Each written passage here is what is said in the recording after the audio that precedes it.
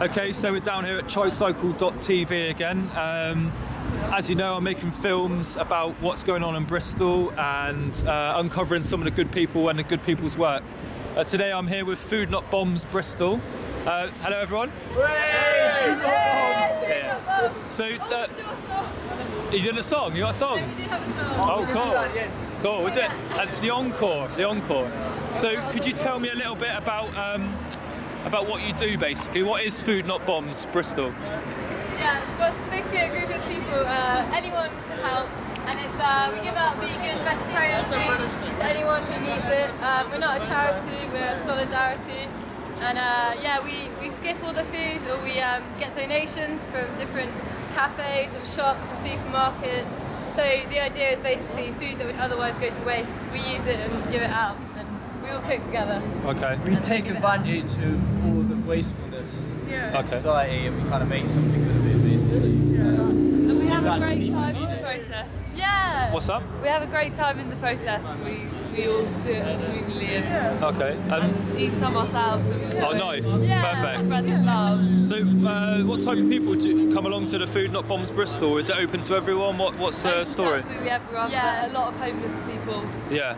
And how did it start? Was it one person's idea, or is an idea borrowed from somewhere else? Or Yeah, I mean, what's it's a collective. I think it started in like US somewhere. But so there's it's like San Francisco or whatever, so they say. And there's loads of in every kind of region now, I suppose. There's like Not Bombs in Wales and stuff like that, areas. And so I suppose everyone, it's just such a great idea, and there's so much waste in every single kind of city that it just makes sense to kind of do it everywhere. And so you're talking about the food. What's the bombs part? So it's all What's the bombs part? Anti-war, because I think they spend, I can't remember the figures, it's 100 billion to be spent 100 on billion, Trident. yeah. 100 billion is being spent on Trident, which is completely ludicrous. So we're completely anti that. And we think it should be spent, there's so many homeless people everywhere and so many people who are starving and going to food banks. And all this money is being spent on, the even working class families as well, going to food banks as well. Sure. It just seems the priorities are a bit skewed, I suppose. Sure. So I think the term's the working poor. So even if you're working, you can still be in poverty. Exactly, it's not just if you're homeless, etc. and stuff like that. So I mean, I've seen in Bristol quite a lot of homeless people and living in tents and stuff. Do you know anything about that situation? Yeah, we met someone today actually who lives in a tent, and he came and helped us out. And he actually said that they're all being kicked out of their tents, which is a really sad truth. So they live in some land that's owned, private land or something, and they're just all being chucked out of their tents with nowhere to go, no other alternatives offered. So yeah, it's quite a sad thing. One of the things I heard the other day was the council not told, but asked charities and organisations not to give tents out anymore. The maximum they're allowed to give out now is tarpaulins or gloves, hats and scarves, and etc. So actually the tents are possibly being stopped in Bristol as well. There's a story in the Evening Post the other day talking about people living on the roundabouts and stuff like that. It's desperate times. What's the solution? Do you have solutions to the housing crisis in Bristol? Well, obviously, I don't know. I suppose if there was the simple solution is that we would have a fair economy, I suppose. But seeing that is not not being administered or whatever, then outside of that, what we can do is just we have to come together really, and the answers kind of spring from that really. Anywhere that you get pockets that are kind of anything that is like an opposition to oppression or whatever, that's where your answers will come from. And another thing as well, in Manchester especially, they've been doing this as a group of activists, and they go around Manchester opening up squats for homeless people, because there are so many abandoned buildings everywhere, and absolutely tons in Bristol, tons all over the place. And it's a crime that these buildings aren't being used for anything, to house people. And they're just, one, for instance, is just being left to decay so they can sell it on. Sure. So, I think one thing we can do is come together and, just try and get these buildings used and to house people. Yeah. But it's so easy always to tell someone should do something, some politicians, whoever they are. I think you can easily do something yourself. Yeah, It's sure. a possibility to do something. Everybody can just. Yeah, I suppose it comes about in believing in your own power. That you do people will tell you that you can't make a difference, but as an individual you can, and then as a group of individuals you can make a massive more difference. So don't believe all that bullshit that you can't that you just gotta accept things as they are. I think that's the main. Freeholders Bombs started off with just one girl, Zoe, very lovely Zoe, who can't be here today. But she started doing it in Bristol all by herself, and then she had other people joining, and then now we've got absolutely tons of people who want to help out, and that's just from one person doing it. So the more people that start doing something and giving out, will attract other people to spread the kindness around. So collaboration. Yeah. You touched on the empty buildings in Bristol as well. What's the story behind that? I mean, is that what's the story? I mean, basically there's lots of empty buildings, office buildings, etc. What could be the possibilities? I mean, you spoke briefly about how take power into our own hands. What do you think about the empty building situation?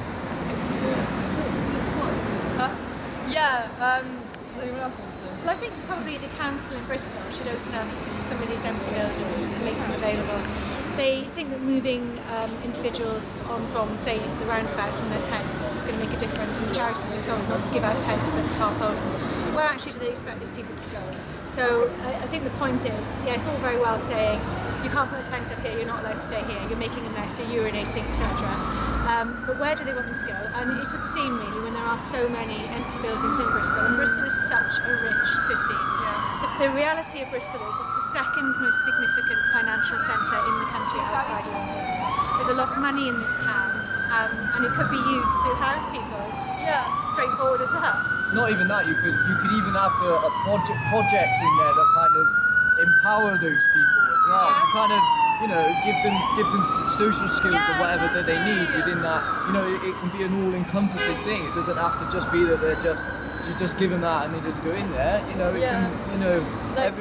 It could be multifunctional. It doesn't. Me and my friend Chris, who's not here today, but he also does Freeholders Bombs. It's a big network, isn't it? Yeah, but we live in the Printer's Devil. We've lived there for about 6 months now, and we've turned it into a community space. Chris especially has done a lot of work. He uses it as a place for us all to cook for Freeholders Bombs. He's got a projector in there. We were going to have a little cinema, a community thing, so anyone could come in for free. And he had big plans for free dance lessons and stuff. And we just wanted to use it as a place where anyone could come, if they have any money or not, it doesn't matter. And it's a real shame because they want to push us out of there. And we've turned it into a very positive space. And it's owned by a holding company who just want the building to decay, instead of using it as what we're using it for, which is a really beautiful thing. So the holding company own the freehold of this building. They bought it from a bankrupt estate. So the building is listed, and the holding company are waiting for the dilapidations within the building to reach such a state that they can bypass the listed building legislation and actually pull this building down. And what that means is they can pull the building down, and it's the actual plot of land, it's the footprint of the land that has value. So it can be developed into some more fancy flats with swimming pools on the roof and restaurants and gyms. So actually the holding company they didn't buy this building, this listed building, to preserve it. They bought it purely for a cynical reason, to allow it to fall into dilapidation, for them to bypass the legislation. It's appalling. Again, obscene. Completely appalling. The thing I'm quite interested in is the tale of the two cities in Bristol. So like I say, on one hand we've got some people doing very well out of Bristol, and then the other tale is that some people either not doing very well or completely, with no chance at all to really ever, so I'm just wondering, because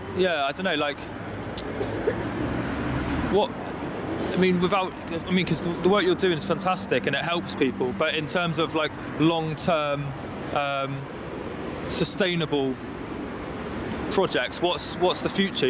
What can we try and push ahead for? Does that make sense? It's going to stand up for people. Right. I guess we can teach people to build stuff. I mean, I know the People's Republic of Stokes Croftware had a thing, and it was free for anyone who couldn't afford it, and they were teaching people how to build their own homes. and stuff, and that's quite an important skill to have. So just like finding the materials, sourcing it, and there's a lot of material goes to waste, like a lot of wood and stuff, which you could use to build shelter. So you're all volunteers, and you do this out just because you want to help people and do your own thing, sort of thing. And we give it out to anyone as well. It's not just homeless people; it's anyone who's hungry or wants it. Whilst promoting, vegetarianism and veganism and things. I think I don't know anything that where you mentioned the polarization there of like the people that are really struggling, and then there's quite a lot of people that do really well, and I think what the mechanisms that go through the minds of those two groups of people are exactly still the same, and there is that fear for security still. It's still in the wealthy people and the affluent people. They still got that. They need that security just as much as someone else, and I think it's anywhere that gets those two groups of people together, like meeting in somewhere in the middle, so that they can see that oneness. Then something will organically grow from that. And, I don't know exactly what that will be, but I think hopefully what you will see is like legislation and stuff being put through that's a lot fairer, and hopefully eventually that will start spinning through. But I think as the middle classes and the working poor get more and more squeezed as well, people will start waking up to what's actually happening in the country and just how ground down an awful lot of people are, and how at risk a lot of people are. And I think the ripple effect, the more it affects people, unfortunately, the more austerity and poverty affects people. That's when you'll actually start to get the bulk of the people in the middle to actually say, oh God, this is affecting me now, we all need to do something. Yeah. And I don't think it's until that point actually happens, and that is the tipping point, the sweet spot, whatever you want to call it. That's the tipping point to where people are going to say, actually, this 1% in the world isn't working. There needs to be a different kind of system in place. I don't know what the answer is. Who knows? I think doing things like food not bombs and stuff. It's just getting a good spirit out there and everyone join in. And it's everyone feels so positive about it, and like anyone who's feeling like a bit lost or something can come along, and it'll just make them feel a bit better, even just for the day. So it seems like it's more than just food, and more than just talking about connection. Connection, right? Okay. It's that very that is the very most basic of like human needs. That is like underneath all the physical stuff is that connection with like other life. They just want someone to talk to sometimes. Everyone does, not just homeless people. Sometimes anyone just needs a friend to talk to. What was the food today? We cooked 2 big meals, so you're probably a better person. We cooked like a curry, like cauliflower, cauliflower, coconut. It was black bean, broccoli, and coconut. And kosher. Black bean, broccoli and coconut curry, and we had a ratatouille and some rice. Oh, hello, my darling.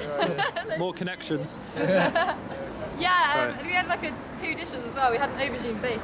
What do you... sandwiches from the skip. Oh yes. Yeah, we skipped loads of Lots of sandwiches from the skip. This is important. Oh right, okay. So what's the story behind that then? So you're talking about food waste and stuff, are you? Or? Yeah, there's all sorts of skips. found it all earlier. There's all sorts of skips all around Bristol where there's perfectly good food, not even out of date. Sure. Where they're quite accessible as well, and full of sandwiches. Can I pick up on that point? So the sandwiches that Tamsin got are from a coffee shop called Philpott's. These sandwiches, they're all wrapped up. They're all wrapped up beautifully. They're very expensive. They cost about £4 a packet or thereabouts. The annoying thing is, Philpott's haven't even reduced the price to say 20p, as somebody said earlier. They'd rather just throw those sandwiches in the bin rather than reduce the price. It's crazy. So it is absolutely crazy. And like my face. Just with skipping, sometimes supermarkets will throw stuff out because it's like the wrong shape or something, or if they've ordered too many things. Once I found like about 10 packets of muffins in a Tesco bin, and it was just because they'd ordered too many, so they didn't want to send them back. And that was it. So it's like a lot of the time it's absolutely fine food that you can eat. And the cost of like incinerating the waste is just another expenditure on top. And it doesn't make sense. And it is hitting the middle now, because supermarkets like Morrison's are starting to talk about what they're doing with their food waste. Lidl's are starting to talk about France what they're put doing. a ban on with their throwing away their waste. And food is a political issue, whether you like it or not. I used to, well, I went to India 2 years ago, and to get there, I ended up working at Waitrose for 7 months. And so I've seen it from both sides. Yeah, absolutely, fancy. Yeah, Inside not job. no Tesco's. Job. Yeah. No, the inside job, but it's really interesting actually, 'cause I saw it from the inside, literally from the inside. Now, one Christmas, it was like over Christmas, it was, right? Basically, we were the smaller Waitrose out of there's a bigger one as well. We only sold 2 types of oranges, right? And the one up the road, the bigger one, sold like 7 varieties of oranges. But the one we only sold those 2. Yeah. Now the boss came to me. I said, oh, "What do you want me to do with it?" I'm not joking you. We had 12 cases of oranges. That's about 450 Class 1 oranges. Nothing wrong with them. The only problem was that we didn't sell them in our shop. No. Now the boss said to me, "Look, chuck them." No. And I said, in my heart, I was like, "I can't," you know. But it was my job to just do as I was told. Now I said to him, "Can I put a few packs in the staff room?" And he let me put 12 oranges for how many people were going to be on the shift that day out of 450 oranges. So I had to literally tip 450 oranges away into the food waste. Class 1 oranges. How does that man sleep at night? I mean, he's vibing on such a low level, isn't he? So disconnected from the world that he can even ask a member of his team to do that. I mean, it's just That's a vibe, really disconnected. And Yeah. some places even spray their bins now as well. Yeah. With, like bleach is awful. Back in the days when I used to squat, that used to happen. I used to tip like ink over it, blue ink, and you'd find it on the cauliflower and stuff like That's that. the humanity. It's just Yeah. like, it's just completely lost. People are so money driven, you know, they don't care about people that are starving. But even to do that, they must actually be like, are That's they a not policy.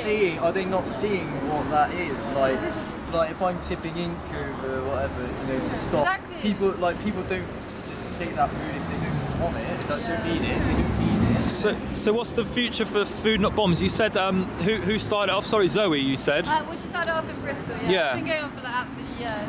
Started off in San Francisco, but Zoe started it off in Bristol. And, it's her. So is there future plans to do more things and stuff? Well, Or we're doing it every Saturday, and we hope to do it more as well, especially if we get to keep the People's Palace, Devil's Printer, Yeah. hopefully.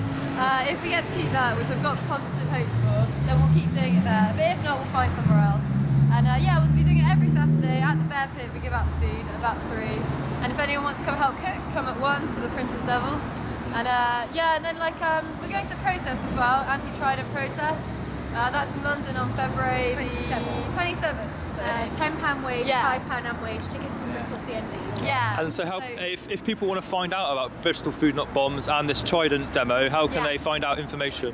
Food Not Bombs Bristol, and there's did you make a page as well? There's a Facebook page. There's a Facebook Facebook page for the... And there is a meetup group as well, you know, the meetup thing. Yeah. There's a meetup group as well. So we'll all be getting a bus, and so it's £5 for unwaged and £10 for waged.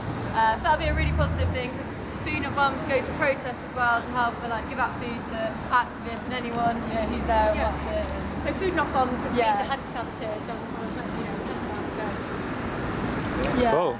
So, Thank you so much for your time, and thank you for telling the stories. I mean, for me, it's really important that we capture what's going on the underbelly of Bristol to really tell some stories, to tell some truths. So thank you so much. Thank you. It's been a really lovely interview. Cool, great. Thank Right. you very much. Great.